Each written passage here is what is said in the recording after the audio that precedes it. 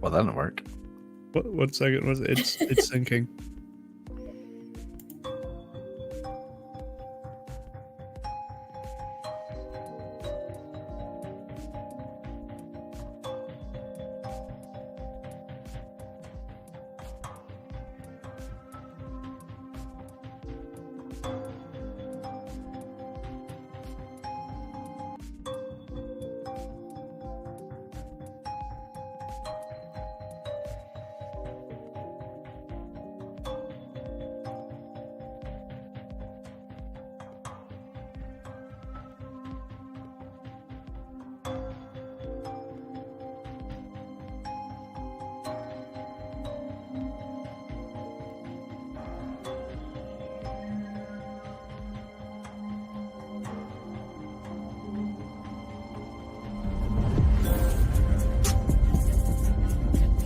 We're not just trying to find the people who are lost, but the lost voices, the lost stories, and the lost hope of their loved ones as well. The two boys that were in the vehicle and their parents that helped cover up the vehicle are all guilty. We want the families to know that people still give a damn. I saw my father put his hands around her neck, and then he carried her out of my sight. Our name is also our mission. We are locating the lost. I've accepted my brother's death. I can still talk to him. We just don't see him physically. And I know I'm a believer that I'm going to see him again one day. Follow us on Facebook, YouTube, Spotify, and most podcast platforms.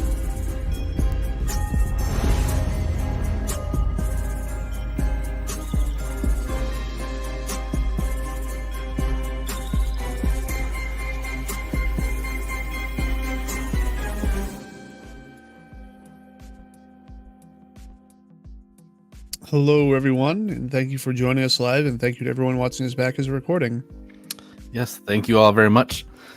Jeff, I'm not sure why that didn't work that first time. I'm not sure either. I think it got confused because I added it separate than you.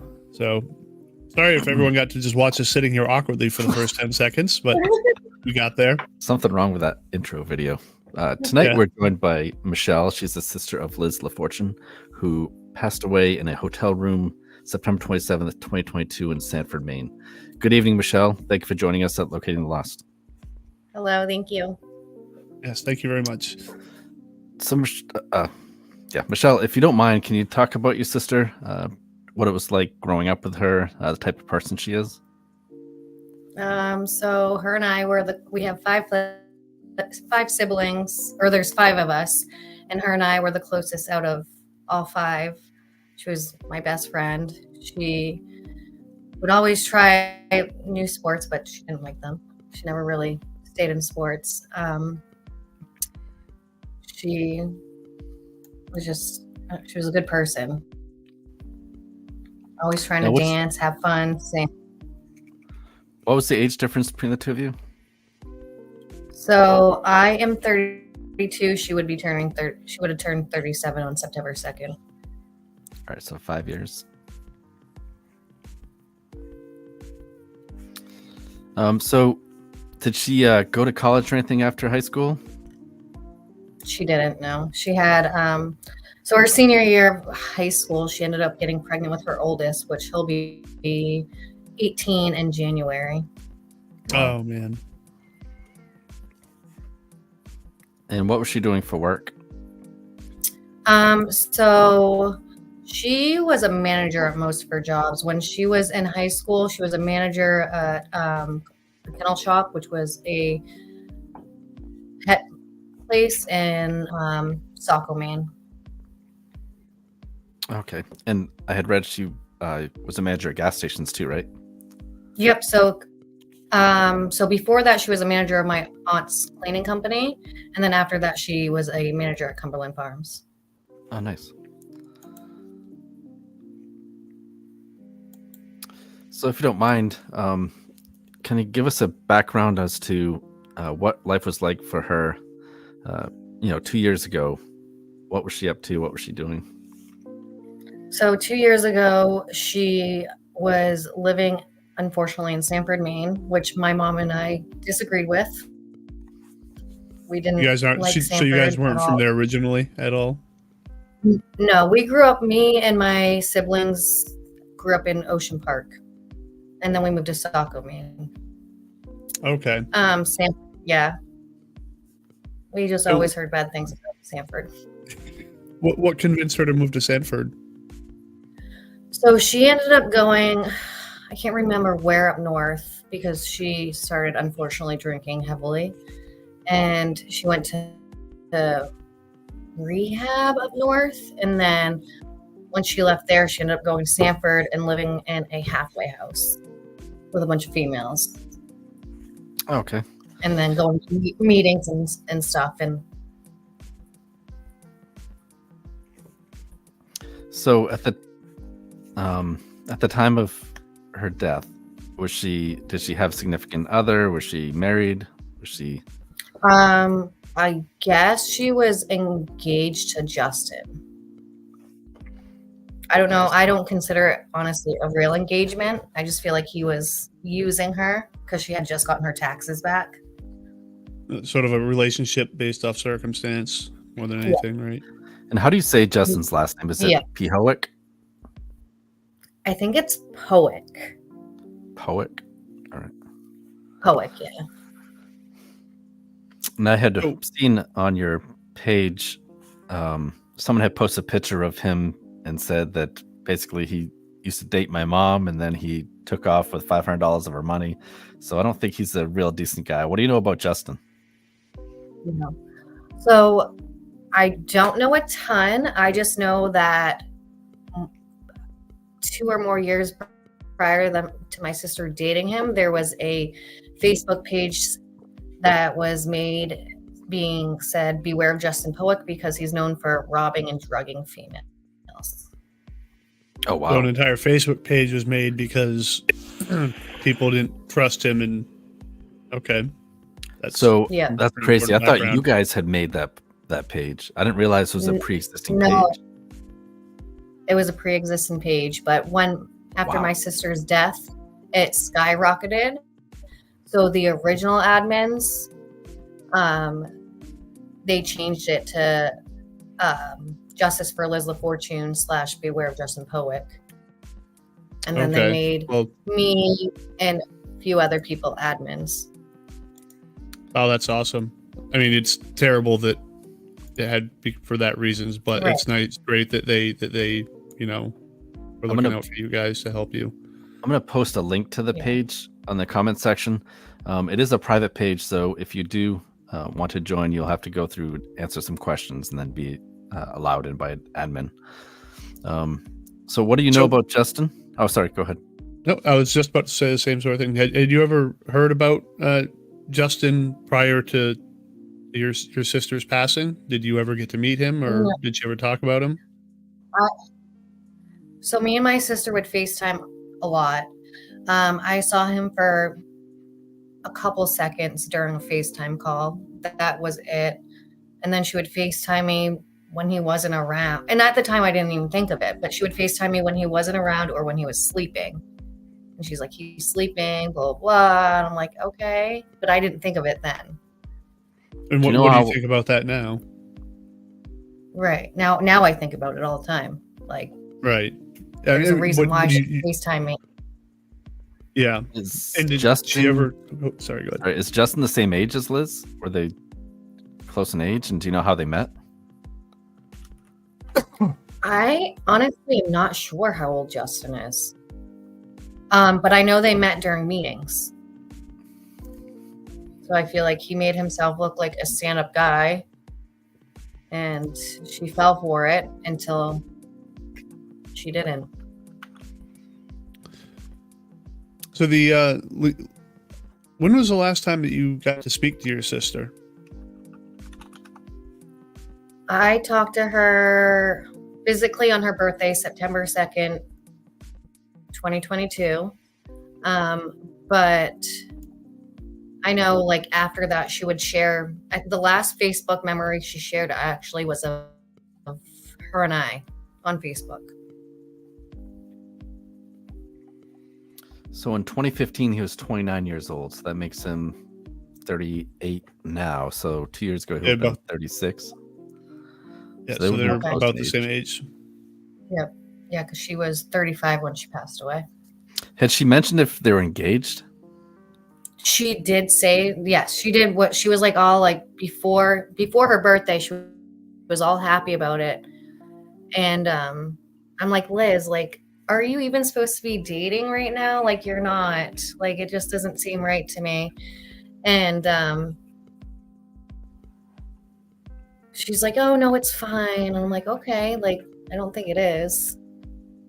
Oh, So we do have- Ashley Richardson. oh yes, here I is saying, Ashley. he broke into my home, stole some things, keyed my husband's truck, and stalked me for months until I went to court for a protection order, all because I wouldn't leave my husband. I truly believe this is something he's capable of. He has anger issues. He's known for hitting women and using them. He murdered her. He needs to be behind bars. That's what Ashley is saying. So let's get to the events leading up to your sister being found. When was the last time that anyone other than Justin had been in contact with her or seen her? So I talked to her coworkers, and they told me on September 15th, they knew Liz was trying to leave him, and they told her, take your time. I know you're going through a rough time and you're trying to leave, basically. So do what you have to do and come back when you can. And I was told even when she wasn't working, she would go in there and she would, because she was working at Dunkin' Donuts at the time, and she would go in every morning because she loved her coffee, and she would go in every morning and grab a coffee. But from the 15th till I found her, nobody's seen her or heard from her. So that was just about the last time that anyone that you know of had seen her, was going in to get her coffee at Dunkin' Donuts the morning of the 15th. I think that was the last day she actually worked, was the 15th. And I'm Okay. sorry, you might have already said this, but I was kind of looking up Justin's date of birth and stuff. Yeah. When was the last time you spoke to her? September 2nd on her birthday. That's the day that Oh. she told me and my mom and I in 2 separate FaceTime calls that she was done with him. She was leaving That's right. him You did say that. Okay, I because apologize. she found him. No, you're fine. She found him passed out in the bathroom with a needle stuck in his arms and his pants down to his legs, and she was done. Yeah, that's especially someone who's already going through their own sort of situation, trying to recover from stuff, being with someone who's that deep into it. So when did you start trying to reach out to her that she wasn't available and he started making up the lies about things? So that was the night of September 26th. I saw her friend post on her Facebook page and said, guy's been trying to reach you or Justin about an apartment. Can't get a hold of either of you. And Justin commented on the post and said, our phones are off. You can reach out to me. And I'm like, that doesn't seem right. Like, why do you have both of your phones are off, but you can be reached out to? How does that make sense? Her. If you both have Wi-Fi, then she could reach out to either of you. Right. So where did things go from there? What was the next day that you tried to reach out to her? So I was reaching out to her.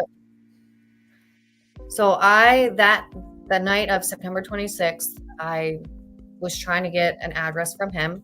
He gave me some hotel, the Holiday Inn or something like that.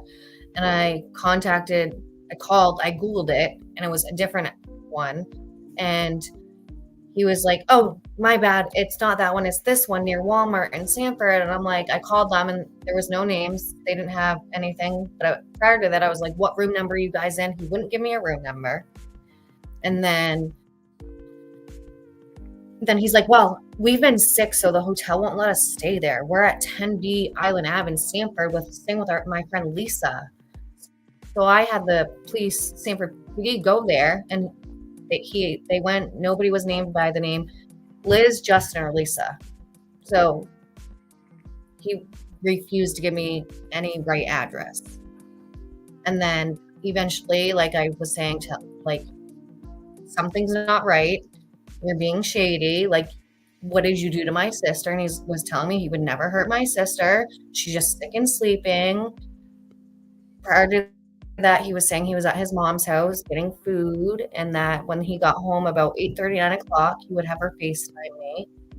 And I was like, well, you need to go wake her up. I don't care if she's sleeping. You need to wake her up right now. And he's like, Right. well, actually, like, I'll have her contact you tomorrow. If she doesn't contact you by 9, then reach out.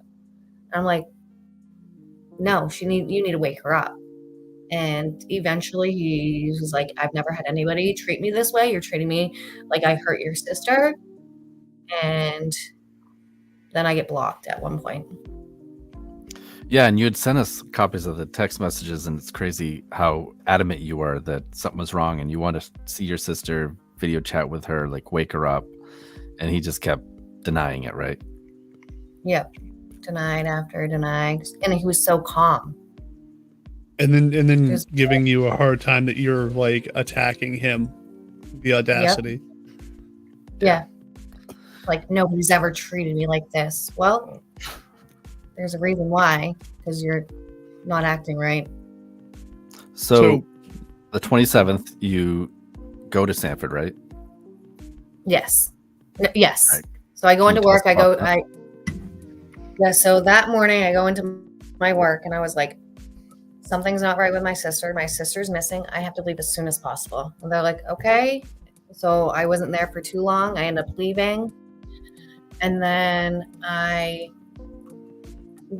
didn't know how long it was going to be. So honestly, I went home and I changed into something more comfortable because it was on my way. I go to Sanford. I show up at the police station because I wasn't just showing up. Because somebody messaged me, was like, hey, I saw Justin's bike here. And then they're like, this is where they're at. So I go to the PD, which is, if there was no wall on that place, the inn, you would see my sister's body right there. So I go to the PD. I'm like, hey, I'm going to do a welfare check on my sister, as I was trying to do the day prior. I'm waiting for somebody to come out, and I hear sirens. Somebody messaged me and was like, you need to get here right now. And honestly, I didn't really know exactly where I was going, so I'm running. I book it over there. And I get to the door where the EMT's opening the door, and I'm like, she's dead, isn't she? And he was like, I can't remember if he shook his head yes, or if he said, yes, she is. And that was after he checked her pulse. So I run away. I'm screaming. I'm like, Justin killed my sister. I'm like, I know Justin killed my sister. And they're like, who are you? I'm like, I'm her sister. And then eventually some lady, I think she was like a counselor or something at the PD, she brings me to some random park way away from my sister. And I'm calling family members to just let them know that my sister, Liz, is no longer with us. And I said, she's not here anymore. And they were like confused, like, what do you mean she's not here? They're thinking that she was Justin took her away. And I'm obviously not in the right state of mind. And I was like, Liz is dead, basically. And then eventually I get back over to the room because I kept telling the lady, I was like, I just want to be over there with my sister. Like, I want to be with my sister right now. And I was like, I promise I'm not going to do anything for whatever they're doing over there. I'm not going to mess anything up. I just want to be near my sister. Yeah. Right. So it was the end of that lady's shift. So I was allowed to go back over there. And one of the cops tried telling me that my sister was seen at the store that morning when she was dead for 2 to 3 days. I'm like, no, she wasn't seen at the store. And Jeff has on the screen here how close the police department is to the Oakwood Inn motel. Like it's literally less than 500 feet away. Yeah. The Yeah, distance. that, I mean, in the picture it looks further than what it is, but it's way closer than that. Yeah, I mean, 500 feet. That's a couple parking lots. Yeah. Like that's essentially across the street and then a parking lot. Yeah, it's like really close. And to think that there's a dead body for 3 days that close, is Right. disturbing. Right. So that whole time from the 15th on till the 27th, and he was nowhere to be found. Right. He was back at his mom's place. I don't think he went to his mom's so he place. So the claimed. night that I went to go look for her. So I don't know when Justin left the 26th or the 27th. I don't recall. But once he found out that I was adamantly like searching for my sister, he left. He took his bicycle and went to New Hampshire. His bicycle or his was motorcycle? His bicycle. I'm pretty sure he rode a bicycle, unless he got a ride. But I know actually, Sanford is close to the New Hampshire border. Yes, Sanford is very, very, very close to New Hampshire. It's still not a ride I'd probably want to take on a bicycle, but if you're trying to get away from something. Yeah, I guess. Exactly. Yeah. So, Michelle, if you don't mind, can you, if you feel comfortable, can you kind of describe what you saw when you were allowed to go into the room? So at the time, I had my best friend Jamie showed up with at the time her son was basically newborn and she was dealing with a lot at the time. So I called her and let her know that I was going to Sanford, and she's like, I'll get somebody to watch Luca. I was like, no, it's fine, like blah blah. And then once I told her that I found Liz and she was dead, she came up real quick, and Jamie came into once we were allowed in the room, and she took a video, and there was a lot of blood in the room on the blankets. Yeah, I'm actually gonna show the pictures you guys sent me if you don't mind. Viewer discretion is advised. It might be too hard for you guys to really see much on the screen anyways, because it's minimal, or not minimal blood, just the pictures are small. Right. But there's blood everywhere, right? Yes, and on the first picture on the top, that is her robe.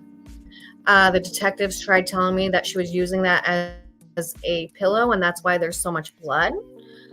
And if you look, there's multiple pictures of different pillows. If she was using that as a pillow, why is there so much blood on all the other pillows, plus the sheet? And still, what does it matter if it's a pillow or not? Why is there blood everywhere? What they tried telling me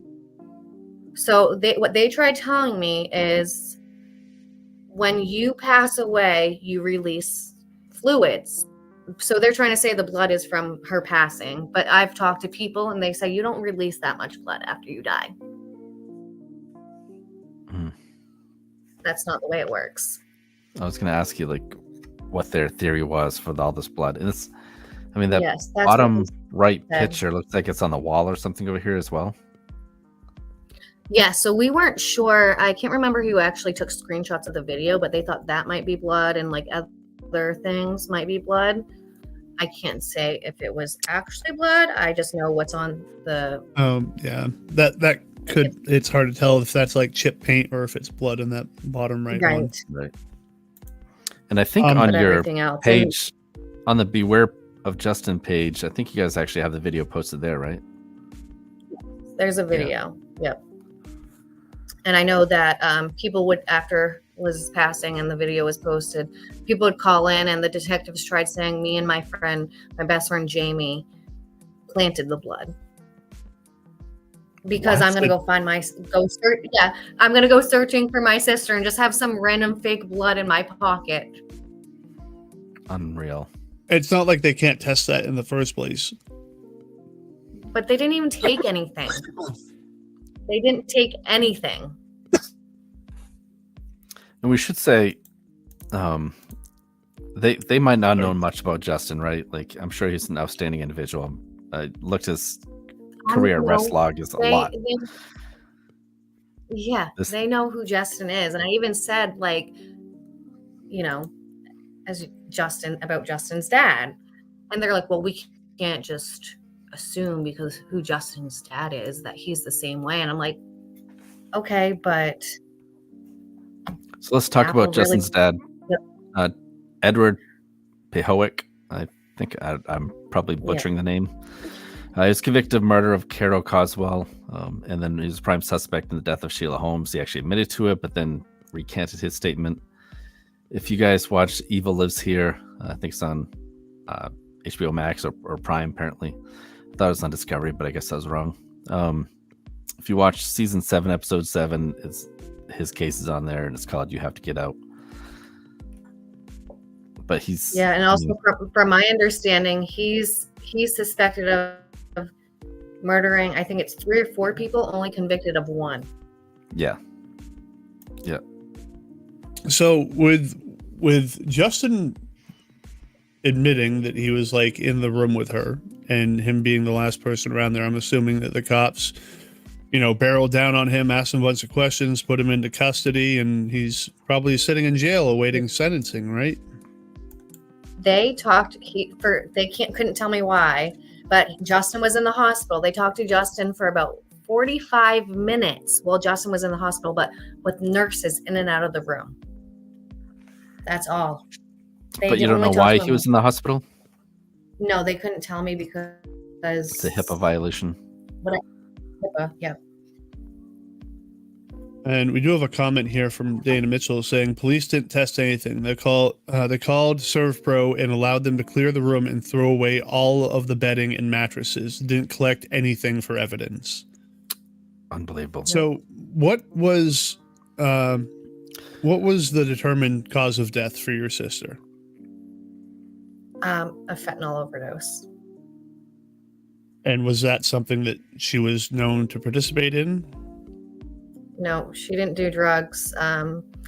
So we had to hire a private autopsy person to do her actual physical autopsy, not just the toxology. And I asked for the pictures within the last couple months. I can't remember what month I asked for them in. And looking at the injection marks. In the toxology, we were told there was multiple injection marks on both upper inner thighs. And I was finally able to look at them. And I've also Googled it prior.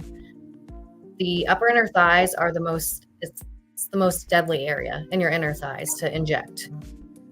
And when looking at it, it literally looks like somebody just kept both upper inner thighs, just doing it on purpose. And for somebody, how many stabs were there? How many injection marks? From 30. What I think there was about 30 injection marks from my 30 guess, injection marks on a woman who's not ever been known to participate. Right. My sister never do drugs in the first place. This is a funny story. So when my sister was younger, my mom brought her to the doctors and she had to get a shot. And she closed her eyes while getting the shot, and she has her eyes closed and she's like, I can't see. I can't remember if it was my mom or the doctor. They're like, you need to open your eyes. That's why you can't see. So long story short, my sister hated needles. So if she was going to use drugs, the last thing she's going to do is inject herself with a needle. Right. And you'd mentioned earlier the amount of fentanyl that was in her system. And it was like 30% more than what was even necessary for an overdose, right? So a normal overdose of fentanyl is 10 point something, and hers was 13 point something, because my oldest sister, Heather, her best friend's father-in-law is actually a toxologist in Florida. So we had it sent out to him. And so he was able to over and tell us that, and he was just telling us what a normal overdose was of fentanyl and what hers was, and hers was just an excessive amount. From someone who's never done drugs or doesn't do drugs in the first place. Right. This is just my thought and my opinion. If no one had seen her since the 15th or the 17th, so I think the reports say that she was last seen the 17th, but it's been 10 days, that he could have been keeping her drugged for multiple days and then just eventually end up giving her too much, right? That's what it sounds like to me. He didn't want her to leave. Like, she was planning on Right. leaving. He didn't want her to leave. So he wanted her hooked on drugs like he liked to do. So if he got her hooked on drugs, then she's going to want to stay. They're going to be able to just do drugs together. And that's not, Liz wanted to better her life and she didn't want to drink anymore. Like, the detectives or whoever it was found medication in the room that made her so, if she drank, she'd get sick. She wanted her kids back. And I remember being told Justin would get so mad when she would talk to her sons, and he didn't want her talking to her sons anymore. Oh, it's just a big control problem then. So Yep. Tiffany's here is saying there was also a bruise on her arm that looked like fingers from the autopsy report. Yep. So that's one of our sisters, Tiffany. But yes. Oh, okay. So when I was looking Tiffany. at the autopsy pictures here, when I was looking at the autopsy pictures, I was looking for the injection marks. When she looked at the autopsy pictures, she was looking for bruises. I was going to ask And about, like, even- was there any signs of, I'm sorry, I didn't mean to cut you off. Was there any signs of, like, her being tied up or anything like that? Like, on her legs or hands or anything like that? Arms? So I would have to look through the pictures again, honestly. I just know, like, there was bruises that my sister Tiffany saw on her arms. I know when I was looking at the injection marks, there was a bruise on one of her thighs. But other than that, I wasn't looking for the bruises. I was looking for the injection marks. Tiffany was looking for the bruises.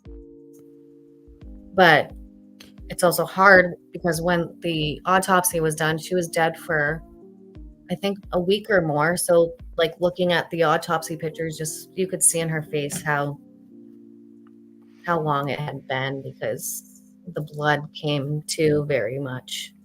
This is a good question, Amanda. Was the hair follicle test done to determine if there was evidence of prior drug use? I'm going to guess not, but is that something, do you know?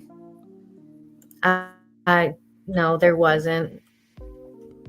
I don't believe so, but I'm pretty sure there wasn't. And Dana said she was at work on the 17th with bruises on her arm. Her coworker showed a picture. She left work that day with intent to leave him and end up dead. Wasn't seen by her neighbor after the 17th. Yeah, so she had told the coworker she wanted to leave him on the 17th. And do you know why the coworker took pictures of the bruises? There is a picture. I'd have to look through the Was she Facebook group doing it to though. document the bruise, or was it just like she happened to be in a picture and it showed the bruise? There was an actual picture where, because Liz ended up falling at work. Sorry, what? Oh, so she fell at work, so that's why there was a picture taken of her. I was just asking, were they trying to document the bruise, or was it something that she just happened to be in a picture and it showed the bruise? I think the coworker was super suspicious of the bruise, so she decided to take a picture. Well, good because for her. The bruise was so quick that she's like, no, I don't think.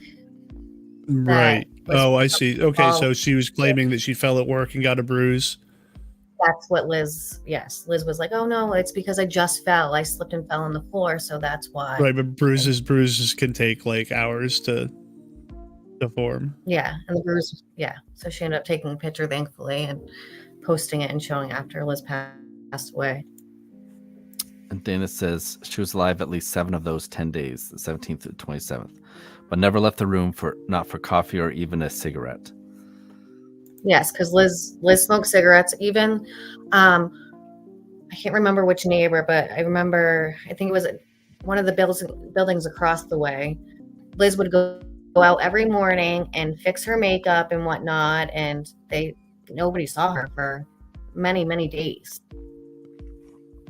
But nobody thought of anything. And Tiffany kind of answered the question I had. So the question about rope being tied down, there was no marks showing restraints from what she could see. So thank you for letting me know, Tiffany. And I did just want to highlight a couple of messages here showing support for you. So Kayla Perkins is saying, love you, Michelle. And then Dana Mitchell saying, you got this, Michelle, love you. Wanda Perkins, so proud of you, Michelle, love you. And there's a bunch more in here, so there's just a couple more. Proud of you, Michelle, from Amber Bowen. I don't know how that's pronounced. I'm sorry.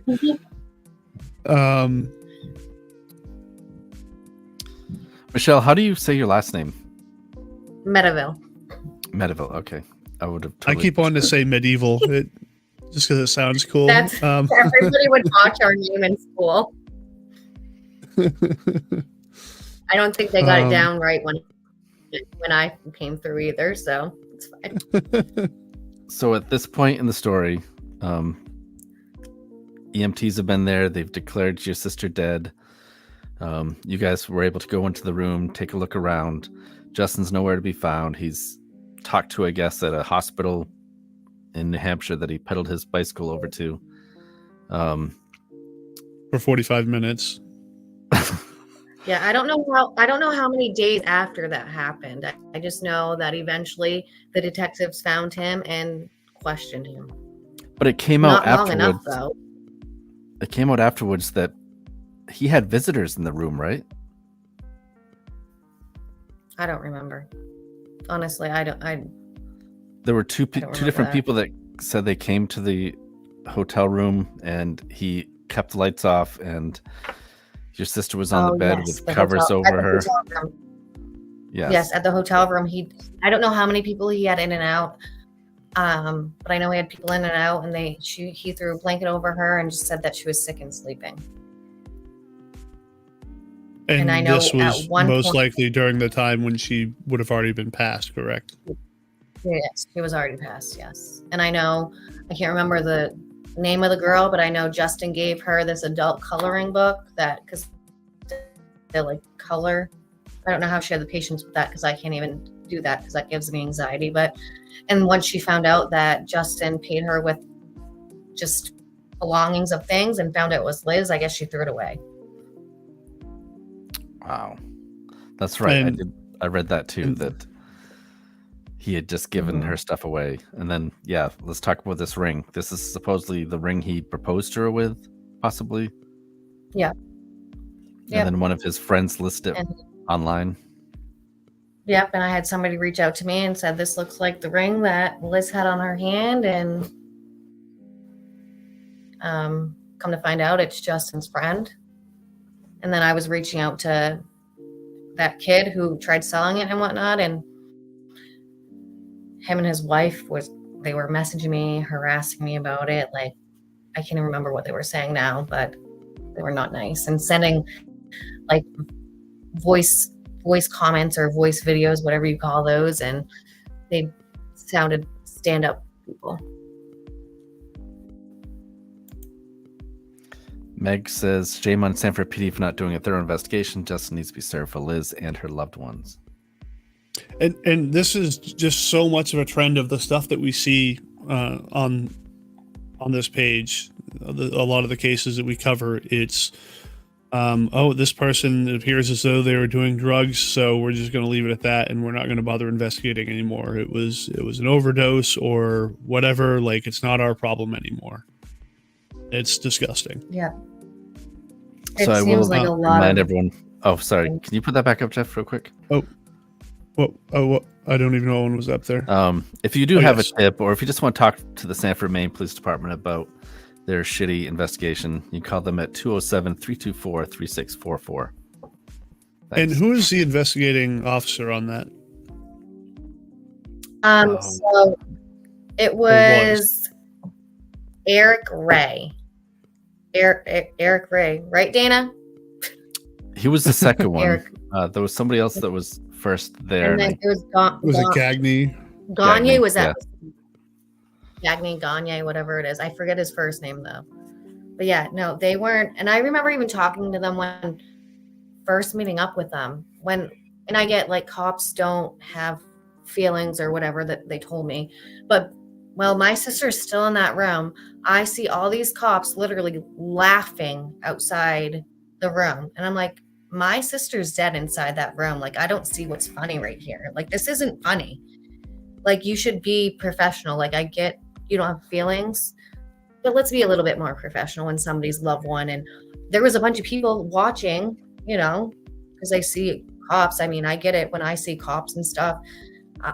I'm nosy. I want to see what's going on. But a lot of these people even knew Liz, because Liz would go out and talk to these people. that lived Um, in the building across the way. Sammy says he was in New Hampshire that same night. The cops knew where he was, and yes, he was using drugs with them. I'm guessing the people that came to the room in the bathroom having sex with her. I don't know if she's talking about like the visitors came and. No, Sammy, she's amazing. Sammy knows she's a great girl. Thank you, Sammy. And John Crew saying, "Love you, Michelle." She had my back since I never really met. I've never like before I even met her at one of the rallies. Like she was trying to get details from Justin. I think it was the day after Liz was found, and Justin was trying to. I'm pretty sure. Quote me if I'm wrong, Sammy, with her. The day after Liz was found. Tina said he messaged me days later. I've never even met him. And then I noticed this too, Tina. She said then he changed his name on Facebook multiple times. I think he's got about 6 different Facebook accounts, and it's not even the same name. Like random names he'll use, and it's just I don't know. It's weird. We did have someone sent us a message asking, what about Liz's journals?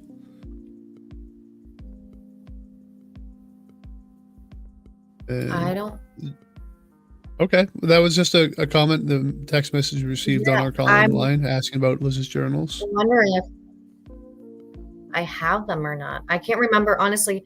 If I'm being honest, I can't remember exactly at the moment what I have of her stuff. I know that day when me and my best friend Jamie went into the room, we grabbed a couple different things. And I'm like, I can't do this right now. I'm like, I just found my sister. I'm like, I have to go. I'll have to come back and get her stuff. I think we grabbed I think we did grab a couple different journals. I'm pretty sure. I don't think I ever looked at them though.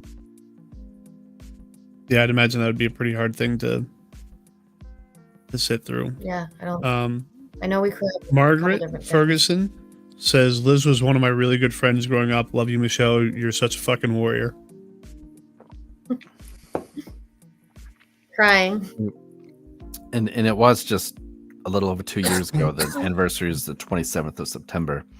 So I know it's still painful for you to talk to us about this, and we really appreciate you talking with us. Anything for her, honestly. At this point, I don't think it's ever going to get any easier, but... The police have closed the case, right? They just determined it was a drug-related, like an overdose, and that's it. They just washed their hands of it. And they allowed Say that again, sorry. I feel like it's just to make their job easier. Once they find things in a room, I feel like they should have tested the needles that they found, honestly. Absolutely. And the fact that they allowed the cleanup service to come in and just take everything. And it was just like a couple days later, right? They take everything and disposed of it, and that was the end of it. It might have been the same day or the next day that they cleaned the room. And this is something else too, right? Dana says he gave different excuses for the blood, claimed different cause of death as well. So this is Justin telling different people different stories as to what happened. Did he ever admit that he was there in the room with her while she was deceased? I think one of the first 2 excuses was she overdosed, and then the second excuse was she overdosed and died in his arms. I know one thing was she had a cyst on her ovary and it caused her sepsis. There were so many different excuses. Like I swear there was like at least 10 made up stories. And allegedly he even admitted to someone that she didn't do drugs. He himself said that she was not a drug user. Yeah, she was interesting AA. If they took fingerprints off the needles to see who was holding the needle.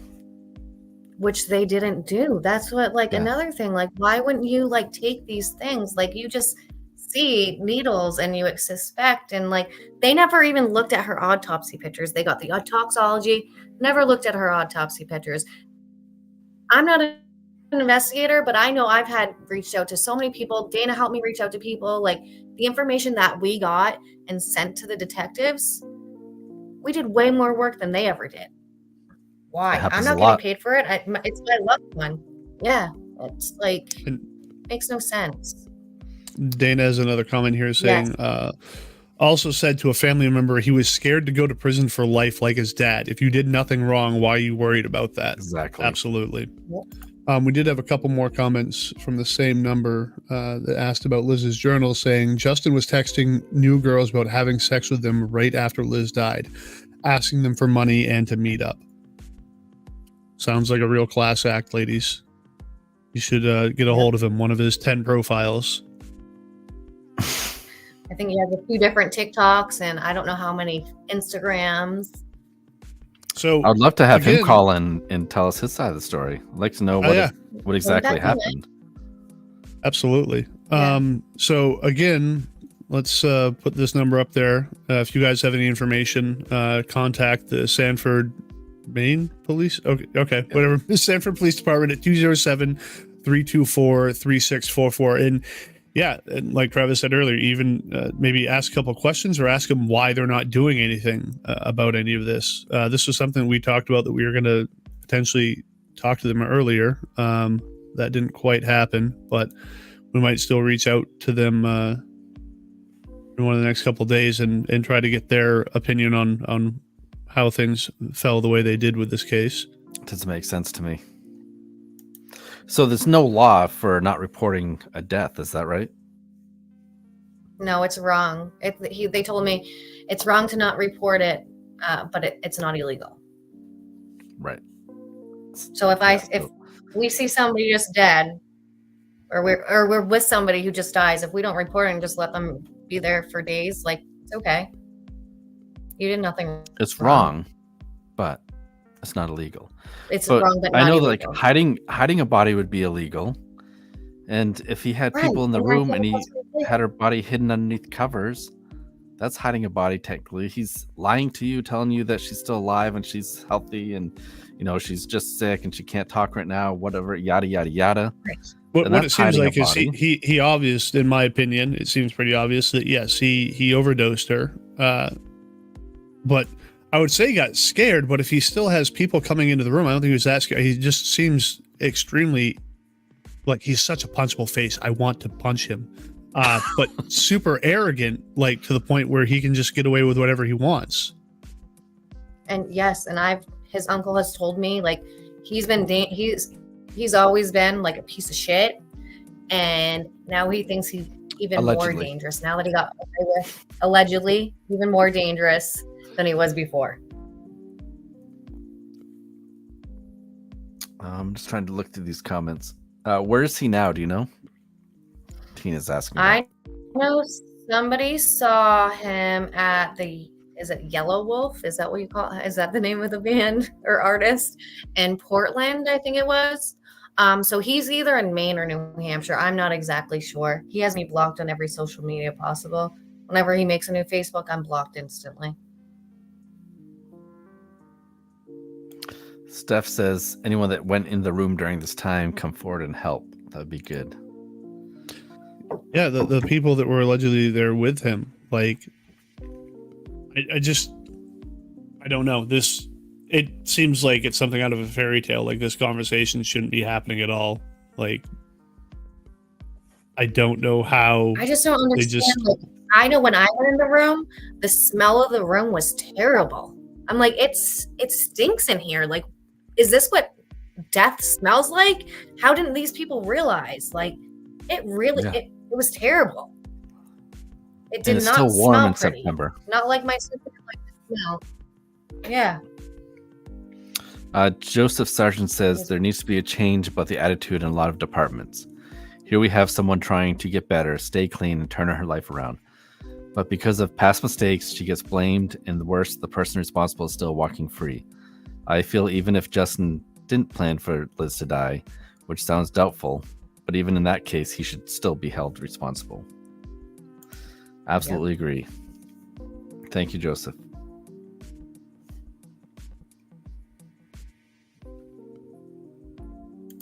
Dana says, be aware, ladies, he has other Facebook accounts under different names as well.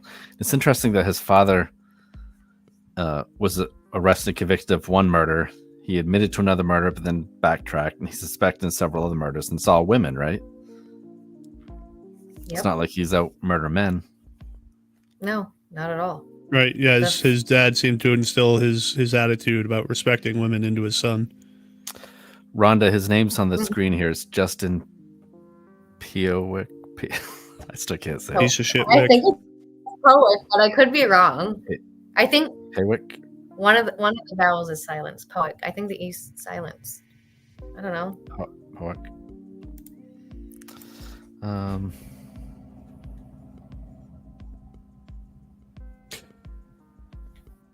And Perkins, he looks like a shady piece of shit, and you would be right, Ann. He And absolutely actually, does. someone had mentioned Anne earlier in the talk about Mm-hmm. Yes. what was that? It was up here. I'll pull it down. It's way up here. Yeah, Amanda from earlier today, earlier in the conversation, saying you may get into this later in the show, but there have been cases right here in Maine where people passed from questionable causes, but nothing can be proven. If I remember correctly, one Central Maine woman was actually dumped, but because of the way the laws are written, that it isn't against the law. Have there any been legislative efforts to change requirements on reporting death? Ironically, her name is Liz as well, Liz Perkins, and her mom is trying to get a law passed called Liz's Law, because currently the guy that dumped, you too. yeah, so the guy that dumped her on the side of the road, the most he could be charged with, PD says, is littering, dumping a body on the side of the road. Wow. And again, they haven't been charged with anything. It is absolutely disgusting. Yeah, because I haven't done it yet, but the detectives, I told them, I said, I'm gonna pass I want a law, and I want it to be called Liz's Law and my sister's name. And they basically, when meeting with them, they were like, yeah, you should do that law, because pretty much like there's nothing they can do. And I'm like, oh, that's nice. Maybe you and Anne can work together to try to incorporate both things. Yeah. One is just throwing her. Well, they seem away. very, very, very. Yeah, it's disposing of and like seemingly intentionally overdosing someone. Both How of these are. how can he not be held accountable for not calling 911 if he was, if they're all just there hanging out and she's a willing participant? How can he not be charged if he didn't call 911 when she is, overdosing And lying about and then lying about it afterwards? If you had nothing to hide, then why wouldn't you say exactly where you are? And then you maybe heard that I knew where you guys were, and you leave the scene right away.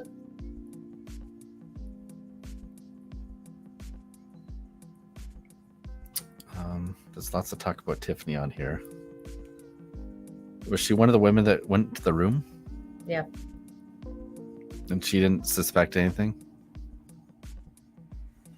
I guess not. I think Tiffany's the one that Justin, what did Justin say? Tiffany.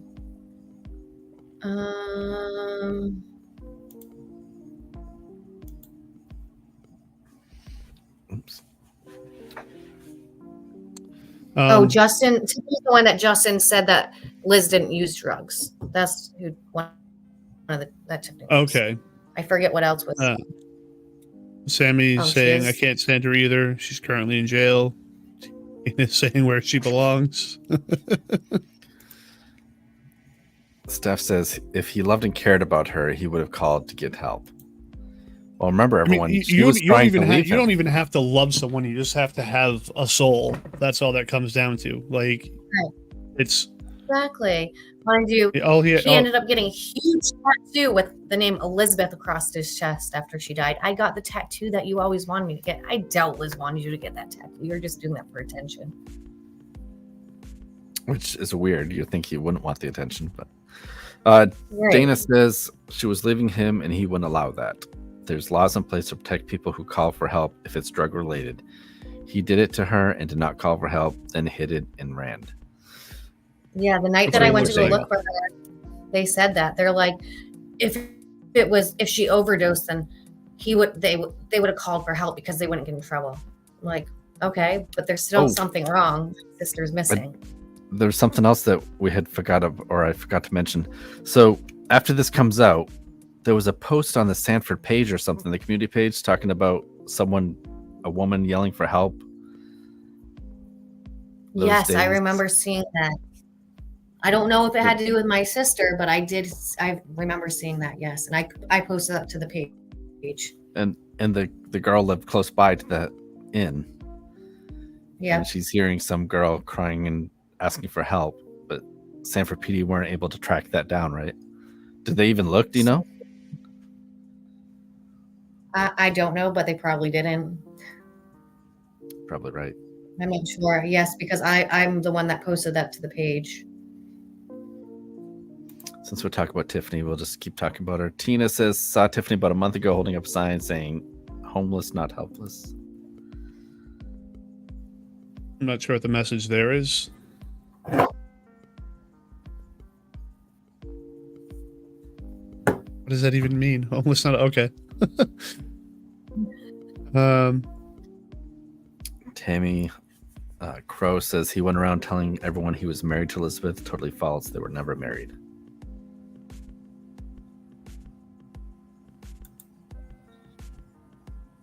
Oh, okay. Dana is also saying here, we asked Sanford PD if there were any 911 calls from that motel, and they removed all public 911 logs for September only. What the fuck, Sanford? So, could you fill out a FOIA request looking for that information? I don't know. I mean, was it removed from just their call logs, Dana? Is that what you're saying? Yeah, so otherwise, I think. Yeah, was it just removed from the public, like the side that they did, like their outward facing sort of website that people can see? Because there's no way that they can just remove that from the internal logs. Like that would be, well, I'd say it would be criminal, but so is not investigating the death of a woman. Right. Maine doesn't seem to care about that stuff. Yeah, and this seems to be a common thing too. Kay Boulain is saying, I met him last year and he dated someone I knew and disappeared after a few weeks. Yeah, and that's I've seen stuff like that a couple times, and just in this conversation where he would, date some women and get some money out of them and then like run off. And he loves them and leaves them after they're dead, or he steals their money. Yeah, I had some girl who was like reaching out to me. She even reached out to Justin's uncle, and we were telling her how evil he is. I don't know if he's still with her, but she basically was defending him. And like Justin lied to her about Liz's death. So Dana says it was the public online log shows all months after we asked September 22 was removed. So that's unreal. Yeah, you should be able to put in a FOIA request for that. Yeah. Because that's like a smoking gun. If there was calls from that motel, in that time period, and I think we talked crying about this, or asking for help. We talked about this before. We even before Michelle joined us earlier tonight, that maybe Justin's like a narc and he's got a little bit of protection or something to keep him safe. But that was actually mentioned a few years ago. A couple years ago. How important can that be? Just to narc out drug dealers, you avoid prosecution and death of your girlfriend? Right. Like that I'll never understand. We do have another comment on the text message side of things. Someone asked, can we list all of his aliases for women to be aware of for like his Facebook profiles? And I don't know if anyone has the full list of that, but that wouldn't be a bad thing probably. I've seen a few of the screenshots of different names. Yeah. One of them is like one of them is like Justin Anderson or something, and just different weird names. But Lisa Charette says, looks like Sanford police are hiding something. Whoever commented that, the best thing would be is to look at his face and because Yeah, if you see someone with a really punchable face, just ignore them. 10 different aliases online. He looks like he not only would, but wants to sell drugs to kids. That's what he looks like. Like, that's his life's goal. Really just hate the look of him. He'll do anything for $1. Or $2.50. I still wonder what happened. I still wonder what happened to that ring, though, because I don't think that kid ever sold it, because once he won that, cops were questioning. I don't think. Can you imagine being the girl that has that ring and she's watching this and she's like, oh, shit. So your sister, Tiffany, is saying, just for clarification, I'm not the Tiffany they're talking about. For the people that don't know who I am, this is Liz and Michelle's sister. Yes. Tiffany. She's not in jail. Or holding up homeless signs. Tina asked, what does Oakwood motel owner have to say? Did they report any issues, or are they aware of like drug use happening in their hotel and they're not going to say anything? I feel like yes. She got pissed off because I posted the video of all the blood in the room. She was not too happy. Did you tell them what room number it was? I don't even remember what room number it was. That's a really good question, Tina. Thank you. Danielle says, bigger fish to fry attitude. Yeah. Thank you, Tina, again. He has a face made for punching. Oh, yeah. This is one of the names, Ryan Anderson. Oh, yes. Looks like a dirtbag, in my opinion. Another one from Lisa saying he literally has 10 Facebook pages, no joke.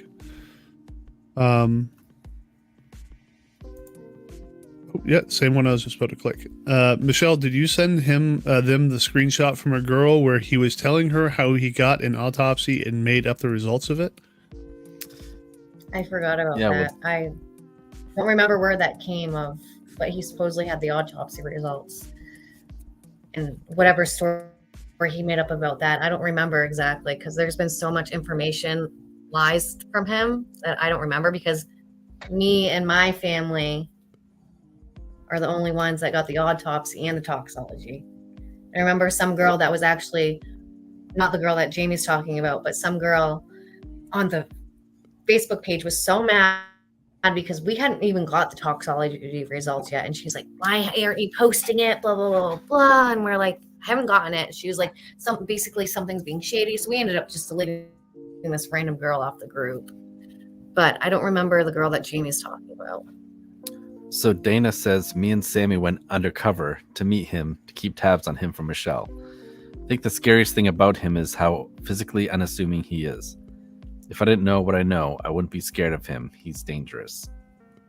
Yep. So Sammy, that's what I didn't want to call Sammy out, but she was like pretending to actually like him and care about him and whatnot, and pretending like they were a thing, but knowing everything about Justin, but just to go undercover for me.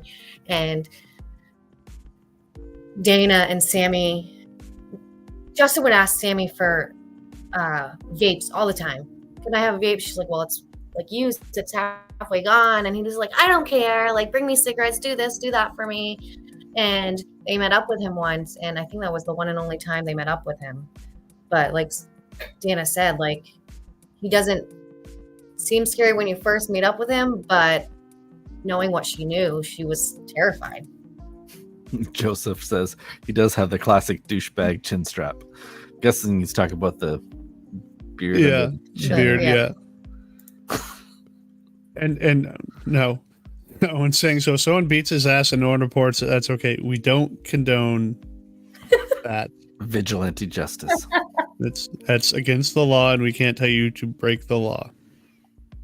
We're law-abiding citizens, Owen. Right. Tina says, I did post this live on the Sanford Springville page. Hope they approve it because someone knows something. Yeah, actually, I did that this morning, and it was approved. So the link was there. Hopefully people from Sanford joined in.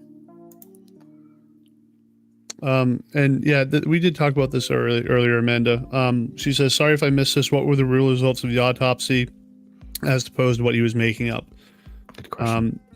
So yeah, it was a fentanyl overdose is what was in the autopsy for the cause of death. And I think you said it was like a 10 point something is what the normal overdose sort of level is, quote unquote, for fentanyl, and she had like 13 something, so like 30% more than what was necessary. And she wasn't a drug user. Most she did have an addiction problem with alcohol, but she was opposed to drugs, and even Justin allegedly had mentioned it to someone that she didn't do drugs. So even from his own words, she didn't do them, but he spent a few days in a room with her after she'd passed from an overdose. And Ashley says he does come off so sweet and caring. He's a devil in disguise. And her injection marks are in areas where no new user is going to inject themselves. And the amount of injection marks. To play devil's advocate, I mean, what if she was trying to hide it from people? Like, family and friends would recognize it on her arms, but I mean, I'm not saying she was, but is that a possibility at all? I don't think so, because when I Googled it, and Justin being a habitual user, if the most deadly area is to inject yourself on your inner thighs. And you had mentioned that he was found with a needle in his arm and his pants down. Is that why he had his pants down too? I don't know why his pants were down to his legs, but that's what Liz said, that she found him in the bathroom, passed out with a needle stuck in his arm with his pants down to his legs. Not sure why his pants were down. Couldn't tell you that. I just know there was a needle in his arm, and that's when she was done. She was leaving. She had enough. And so I feel like, another thing, she had, I guess, 2 cell phones. The detectives still have them. One cell phone is smashed and the other one's not. But they are unable to get into either phones. But I'm pretty sure at one point when I was on a FaceTime call with her, he had one of her cell phones with him and she was outside FaceTiming me. So he knew her passwords. So I don't know if she just didn't delete things and saw that she was telling people that she was leaving. Yep. That. And I want to reiterate, I think this guy's a dirtball, and I'm pretty sure that he's the reason why she's passed. But anyway, so Joan says she was in that room for days. I cannot believe there are not laws against not reporting a deceased body. She's a beautiful member of our family, and we should have the peace in knowing the day she passed and how she passed. We need new laws on responsibility and reporting finding deceased people. It would be easier to find out cause of deaths. Rest in peace, Liz. You left some badass family behind. And right, like, if he sees her overdosing and he doesn't recognize the signs or whatever, like, if he thinks that she's going to be all right, he still should call 911. Right. Or even after she stopped breathing, call 911. She might have been able to survive. He's, I feel like, around people who use drugs. So that night when, honestly, now that I'm thinking of it, that night when him and I were messaging back and forth, at one point I missed a Facebook call and I was like, did you mean to call? And he was like, no. And then another point, he accidentally called again. And I hear him and some girl in the background, and they're like smoking whatever, some hardcore drug. And I think he asked the girl, do you need a torch? And I'm just like listening. I can't remember what else, but eventually I think he hung up. I'm like, you're with some girl right now, smoking something. Heroin. Probably. Yeah. And Dana, like, I knew I'd probably get beat up for even suggesting that. I just wanted to ask about that, like if you thought that she could have been hiding it. I don't believe that at all, just so everyone knows. No, you're fine. Dana says, I don't think that's a possibility given the circumstances, bruises, and upset. Leaves work with the intent to leave him, never leaves the motel again. Her normal morning coffee routine stopped, not outside for cigarettes or talk to neighbors, etc. And of course, he ran and sold her engagement ring online. Exactly.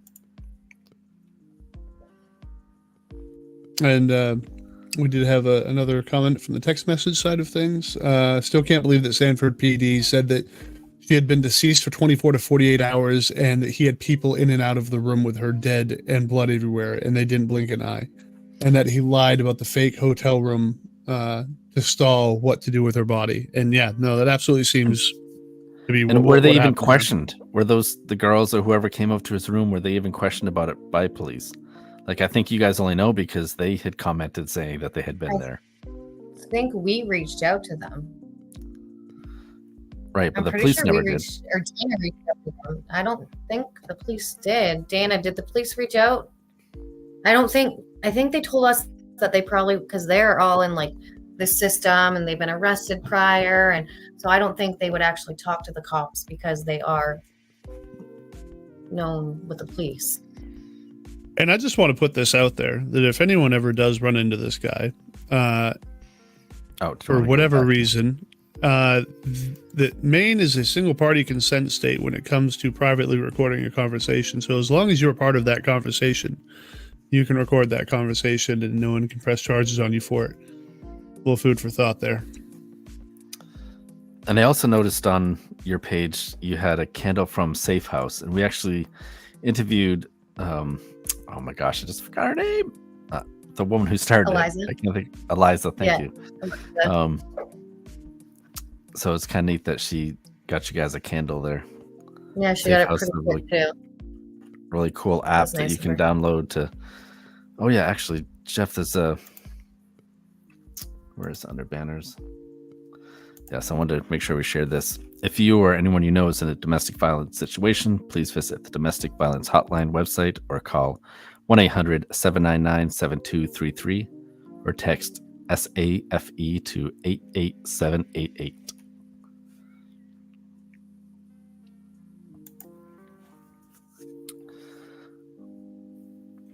Beautiful young lady.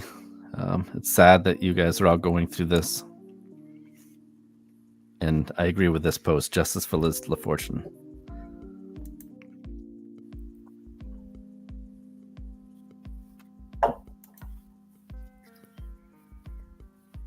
It was just the three sisters, right? So we're three. There's the three full-blooded sisters, and then we have a half brother and half sister. We don't look at them like our half siblings, but they do have a different father than us. Right. And they're I was raised the same way. We had a half brother, but he was with us, like he grew up with us, like still our brother, right? Yeah. They're in their 50s, but still, like the week that Liz was found, my sister and a few of her, like her daughter, her whatever, they flew in from Georgia instantly. The day that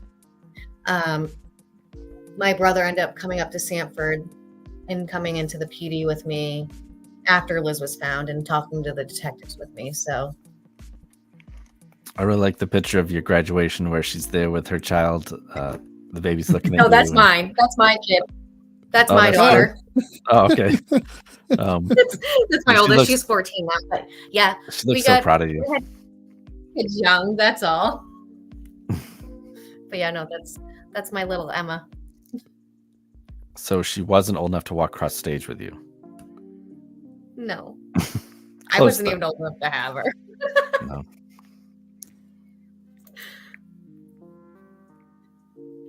So yeah, comment here from Joseph. Says a female friend of mine told me her abuser made her write a suicide note he kept and threatened her with it for 2 years, saying he would kill her and get away with it because of that note. That is fucking wild. Yeah. Hopefully it doesn't give weirdos fucking an idea. Exactly. If anyone tries that, get a hold of us. We'll take care of it for you. Well, when Justin was messaging me that day, was saying like,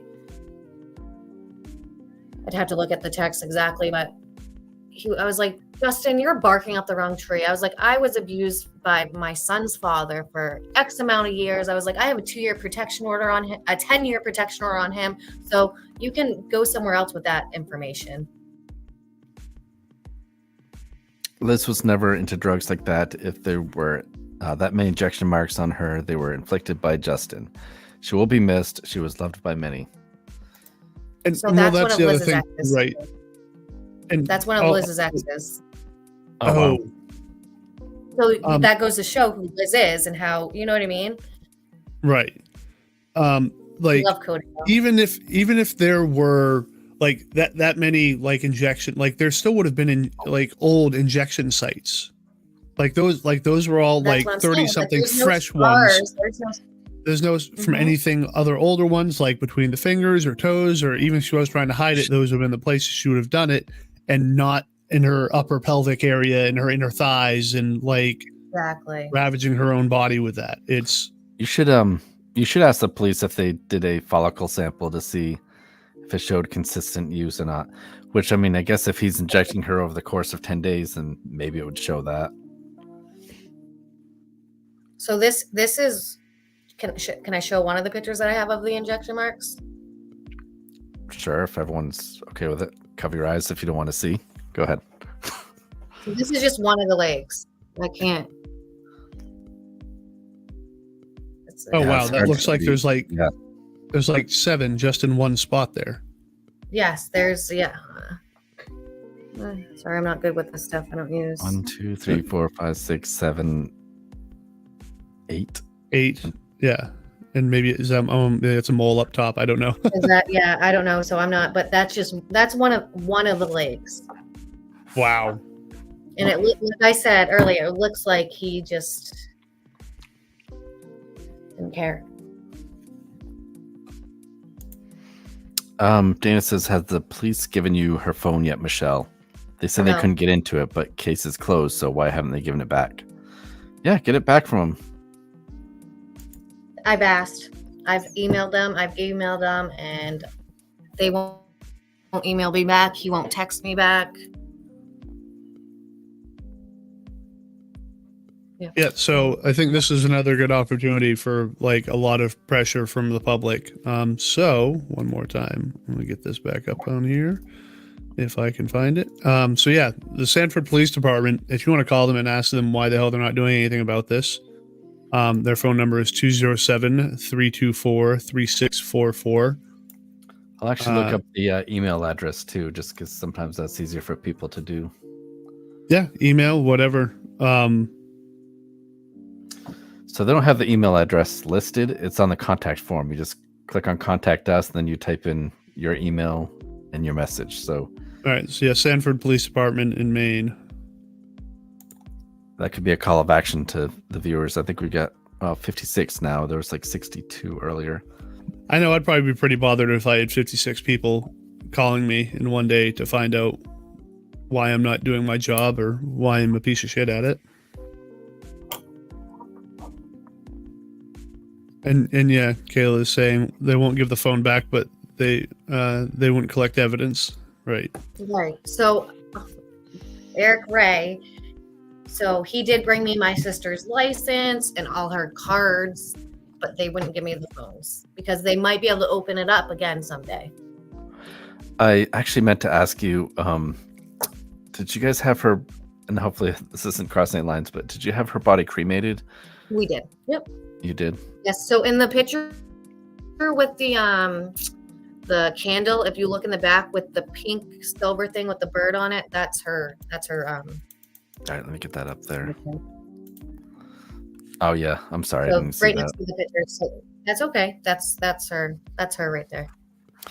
So I was gonna say, had she not been cremated, maybe they could exhume her and do some more testing if there's enough pressure. But I mean, I don't think you need to either. I think it's pretty obvious that that dude is involved.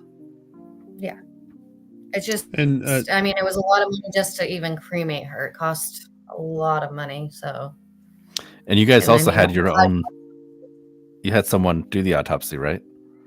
Yeah. Yeah. And that was like $7,000 or something. I think I read. Something like that. He came from out of state to Maine. I think he's from Rhode Island, I believe.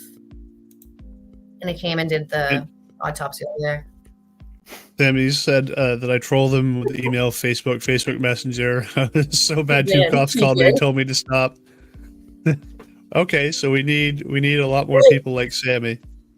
Mhm. That's awesome. Sammy was a rock star. She was a rock star. And shouldn't police be able to get into their phone? Weird that they said they couldn't. Absolutely. Yeah, Yeah, you I mean, think they they're- just don't want to spend they're- money for it. Yeah, and that's the thing is I think like some companies are kind of hard asses about giving like that sort of access, which I do understand. But in the case where someone's already deceased and they have the permission of the family members, like I don't see how that should cross any lines. But I don't know. Kayla says it's absolutely crazy with the amount of evidence they have. At least question Justin and just do their effing job. I added that part. I just don't understand. Yeah, I that's think like the I theme of our honestly think show. they should That's the talk thing, more than right? one. If I'm there sorry. were not drugs involved, then it wouldn't have. I have to imagine it wouldn't have played out like this, right? If it wasn't potentially an Oh, for overdose involved, then he was there, she died, like. But when there's drugs involved, oh no, it's their fault, not our problem. You know what I mean? Yeah, they should have talked to him more than once. Why did you only talk to him one time, knowing how many times his story had changed? When me and my mom went back at one of the times back to the police station, and we brought our autopsy results and whatnot, and they're like, well, thankfully there was no like type of strangulation or anything, and blah blah blah blah blah.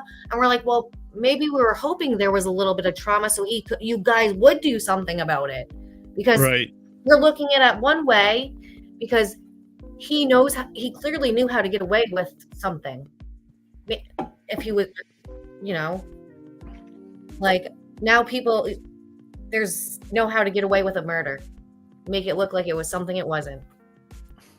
Yeah, and Sammy said, I held a sign right in front of the police station that said how to get away with murder. Come to Sanford, Maine.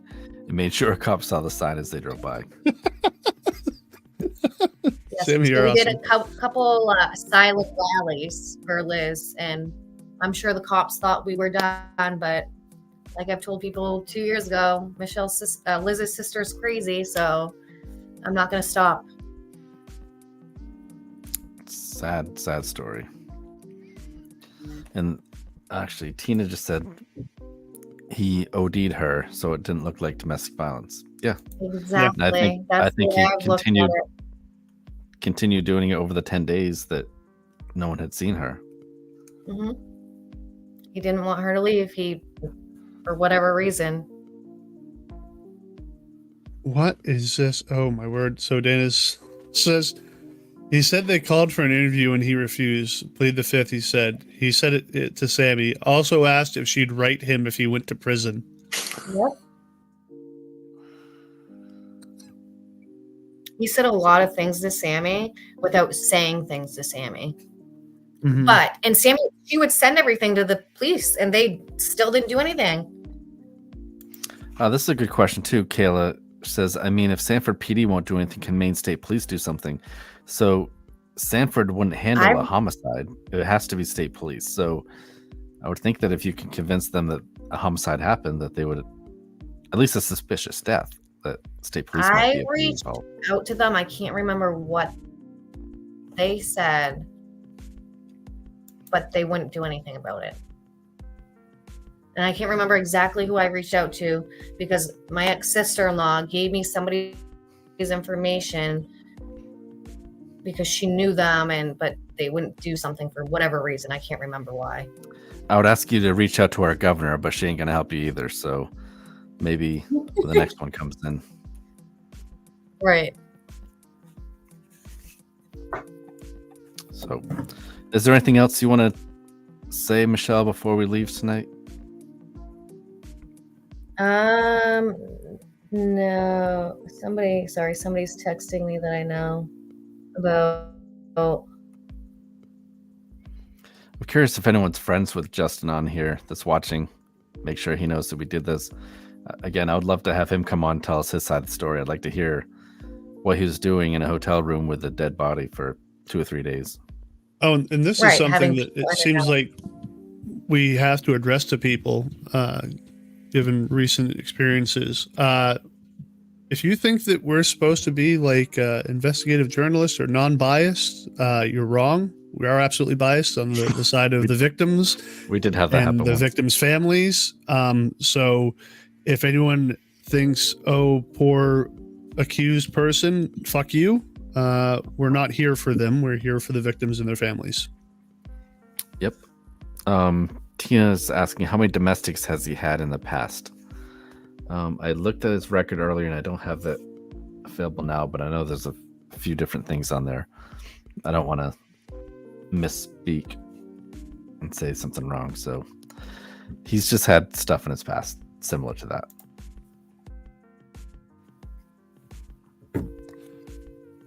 He's not the most perfect person. Well, with that, I want to say thank you to everyone in the comments. You guys have been awesome as always, being very supportive. We love to see that. Like, you guys are the reasons why we can keep doing this. Plenty of people helping to share these stories out and shed light onto these cases that don't get nearly enough attention. So we're sharing again the Facebook page. Like we said before, it's a private group, so you'd have to request to join. Ask you a couple questions and await approval. But thanks to everyone for tuning in with us, and thank you very much for being with us tonight and allowing us to share your sister's story. Yes, thank you so much, Michelle. Thank you, guys. All right, guys. Everyone have a great night, and we'll talk to you hopefully next week. Thank you, everyone. All right. The search for 5-year-old Taylor Williams led investigators to Alabama this week. So we have some breaking news from Florida. An arrest has been made in connection. After years of agony, a glimmer of hope for the family. Investigators spent hours searching through this house off Pennsylvania Avenue. What could be a major development in the search for missing Alabama teenager. Tonight, a stunning twist in the search for Taylor. Somebody out there knows something. They want to lay him to rest their way, not by somebody else's way.